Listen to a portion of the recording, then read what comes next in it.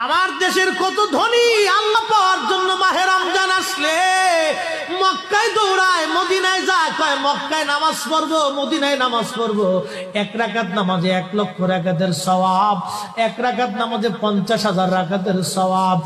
উমরা করে মক্কায় কাটায় সময় মদিনায় কাটায়, মক্কায় কোরআন খতম দিতে চায়, মদিনায় কোরআন খতম দিতে চায়। সওয়াব মাহে রমজানে অগণিত সওয়াবের আশায় ব্যক্তিগুলি আল্লাহর ঘরে হাজিরা দেয়, কিন্তু বাড়ির পাশে গ্রামের কত গরিব মানুষ টাকার অভাবে বাবা ভালো ইফতার করতে পারে না, টাকার অভাবে কত মা ভালো সেহরি করে রোজা রাখতে পারে না। এই ধনীরা এই গরিব মানুষের ঘরে খাবার না দিয়ে আল্লাহরে পাওয়ার জন্য মক্কা মদিনায় দৌড়ায়।